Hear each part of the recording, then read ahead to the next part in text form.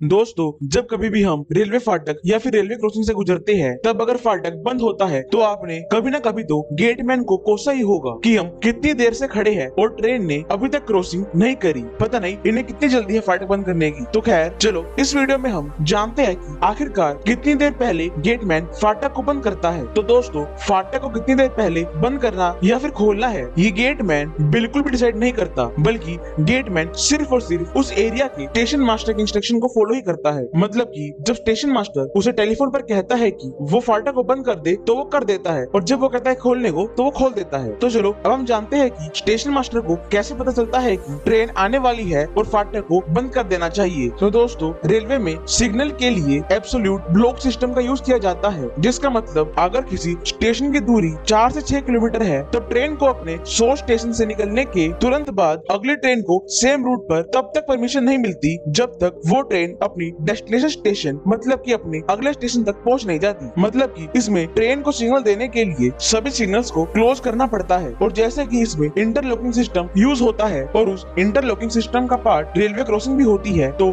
इसका मतलब है कि अगर ट्रेन को अपनी जर्नी 4 से 6 किलोमीटर की करनी है तो जब तक फाटक बंद नहीं होंगे तो वो अपने उस सोर्स लोकेशन से निकल नहीं पाएगी। और अगर फाटक अच्छे से बंद हो जाते हैं तो फिर फाटक और ट्रैक्स के थ्रू सिग्नल पास होते हुए उनके सोर्स के होम सिग्नल तक हरे झंडी दिखाकर उनके पाथ क्लियर करेगा, जिसके बाद ही लोको पायलट अपने इंजन की स्पीड बढ़ाकर उनकी सोर्स लोकेशन से डेस्टिनेशन लोकेशन की तरफ बढ़ सकते हैं। और अगर वही ये दूरी 12 से 13 किलोमीटर की होती है तो इस केस में दोनों स्टेशन के मिड पॉइंट के आसपास IBS यानी कि इंटरमीडिएट ब्लॉक सिस्टम लगाया जाता है। तो जैसे ही अगर ट्रेन अपनी जर्नी करते हुए इस IBS सिस्टम को पास करती है तो उस समय पर जो डेस्टिनेशन तरफ का स्टेशन होता है तो उस तरफ का स्टेशन मास्टर समझ जाता है, जिसके बाद वो उस तरफ के सभी फाटक्स को बंद करने की परमिशन दे देता है। और सेम ही उसके सोर्स लोकेशन पर भी होता है। जब तक ट्रेन IBS सिस्टम क्रॉस नहीं कर जाती तब तक सोर्स तरफ के फाटक को बंद करके रखा जाता है, और जैसे ही ट्रेन इस IBS सिस्टम को क्रॉस कर जाती है तो सोर्स एरिया के सभी फाटक्स को खोल दिया जाता है, जिस करके ट्रेन अपने निर्धारित गति से चलती रहे और किसी दुर्घटना का कारण ना बने। तो दोस्तों, उम्मीद है कि आपको समझा ही गया होगा कि आखिरकार गेटमैन कितनी देर पहले फाटक को बंद करता है। तो दोस्तों, अगर आपको वीडियो इन्फॉर्मेटिव लगी तो वीडियो को लाइक करना और चैनल को सब्सक्राइब। तो हम मिलते हैं नेक्स्ट वीडियो में, तब तक के लिए जय हिंद, जय भारत।